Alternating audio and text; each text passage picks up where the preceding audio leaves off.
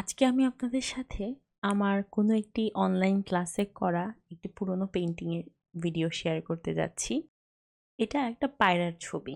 খুব simple drawing, just একটা পায়রা উড়ে যাচ্ছে। এরকম একটা ভাবমূর্তি প্রকাশের জন্য এই ছবিটা এঁকে আমি অ্যাক্রিলিক পেইন্টিং করেছিলাম। এক্স্যাক্টলি কোন কোন টেকনিক আসলে এখানে ব্যবহার করেছিলাম সেটা হয়তো আমার কাছে মনে নেই এই মুহূর্তে। তবে এই ছবিটায় প্রতিটা রঙের সংমিশ্রণ এবং আমার সেই সময়ের অনুভূতির ছাপ, আমার চিন্তাধারা সবকিছুই যেন প্রকাশ পাচ্ছে। আমি ঠিক মনে করতে পারছি না কোন বিশেষ টেকনিকটা এখানে ব্যবহার করেছিলাম, কিন্তু এই ছবিটা দেখলে এখনো পায়রাটাকে আমার খুব জীবন্ত মনে হয়।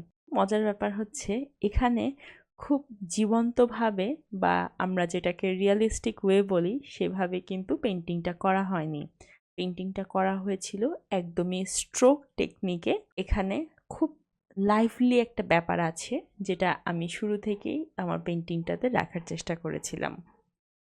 আর পায়রার দিকে তাকালে আমি সবসময়ই শান্তি পাই, কারণ এর ছোট ছোট চোখ, ডানার নরমতা, পায়ের লাফানো সবকিছুই যেন আমার দৈনন্দিন জীবনের একটা অংশ।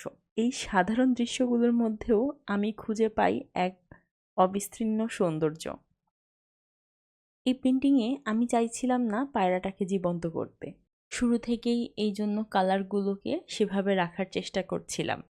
আর এই ছবিটা কোনো বাস্তব ছবির প্রতিলিপি নয়, বরং এটা আমার একটা অনুভূতির ছবি। অ্যাক্রিলিক মাধ্যম সম্পর্কে যদি আমি কিছু বলি, তাহলে এটি এমন একটি মাধ্যম যা আপনাকে অনেক দ্রুত সিদ্ধান্ত নিতে বাধ্য করে। কারণ রং দ্রুত শুকিয়ে যায়, আর মাঝে মধ্যে এই শুকনো সময়ের মধ্যেও একটা বিস্ময় ঘটে। রং নিজেই কোনো একটা গল্প যেন বলতে শুরু করে। পায়রার ডানার উপর খুব হালকা রঙের ছাপ এবং পায়ের নিচে একটু কমলা শোভা, যেন সবকিছু পরিকল্পিত নয়, এবং এটি আমার মন এবং হাতের একটা সংলাপ। এই ছবিতে বড় কোনো নাটকীয়তা নেই।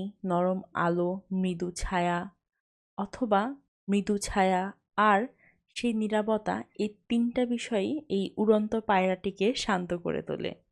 আর আমার কাছে পায়রার শান্ত উপস্থিতি আমাকে সবসময় শেখায় শিল্পের সৌন্দর্য সবসময় শব্দে প্রকাশ করতে হয় না। চুপচাপ থাকা, নিঃশব্দভাবে ছবি দেখা, এটাই অনেক সময় সবচেয়ে বেশি শক্তিশালী হয়ে যায়। যখন আমি এই ছবিটা আঁকছিলাম তখন আমি হয়তো খুব ধীরে কাজ করতাম আর অনুভব করার চেষ্টা করতাম, চিন্তা কম করতাম। কিন্তু আজকের দিনে আমি একটু ভিন্ন রকমভাবে চিন্তা করি। হ্যাঁ, সেই সময়ে আমি যা করেছিলাম সেটাই যেন আমার কাছে সবচেয়ে বেশি প্রিয় ছিল। অসম্পূর্ণতার কথা যদি বলি, সেটা তো প্রতিটা ছবিতেই থাকে। আর আমার কাছে শিল্পের এই অসম্পূর্ণতাটাই সবচেয়ে বেশি ভালো লাগে, কারণ এই বিষয়টি ছবিকে অনেক বেশি জীবন্ত করে তোলে। কেননা শিল্প সবসময় নিখুঁত হতে হবে এরকম কিছু নয়। কিছু অসম্পূর্ণতা থাকা ভালো, যেটা অনুভূতির সৃষ্টি করে। প্রত্যেক শিল্পী নিজের কাজের মাধ্যমে কিছু না কিছু শেখে। আর এই পায়রাটা আমাকে মনে করিয়ে দেয় যে শিল্পে ধৈর্য জিনিসটা খুব গুরুত্বপূর্ণ। একটি ছবি মুহূর্তের মধ্যেই জন্মায় না, সেটি সময় নেয়, ভাবনা নেয়। কিন্তু এই ছবিটা করার সময় আমি বোধহয় কিছু কিছু জায়গায় বড্ড তাড়াহুড়ো করে ফেলেছিলাম। এখন যখন এই রেকর্ড ভিডিওটা আমি দেখি, তখন সেই বিষয়গুলোকে আমি এক্স্যাক্টলি ফিল করতে পারি। আপনি এই যে পায়রাটি দেখছেন, এটা কিন্তু শুধুমাত্র একটা ছবি যে, ব্যাপারটা এরকম না। আপনি চাইলে এটা আপনার অনুভূতিতেও প্রকাশ করতে পারেন। একটা শান্ত মুহূর্ত, একটা শান্ত স্মৃতি, অথবা যে কোনো একটা ভাবনা যা কখনো অদৃশ্য ছিল কিন্তু এখন জীবন্ত হয়ে উঠেছে। আর শিল্প সবসময় কিন্তু নির্দিষ্ট আকারে বোঝায় না, কখনো কখনো এটি আপনার চোখ এবং হৃদয়কে খুলে দেয়।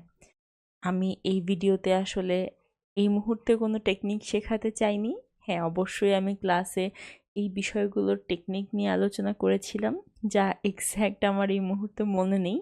আর শিল্পীদের সাথে তো এই ব্যাপারটা অহরহই হয় যে কখন কোন টেকনিকে আঁকা হয়েছে পরবর্তীতে দেখলে সেটা মনে হয় না, মনে পড়ে না।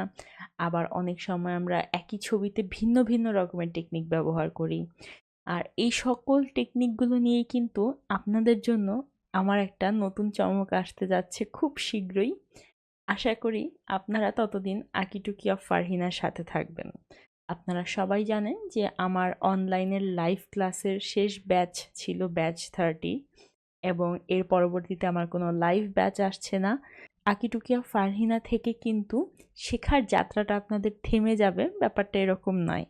অবশ্যই নতুন কিছু আসছে, সেই পর্যন্ত সবাইকে সাথে থাকতে হবে, এবং আশা করি আমি ভবিষ্যতে আরও অনেক সুন্দর কিছু আপনাদের সবাইকে উপহার দিতে পারবো।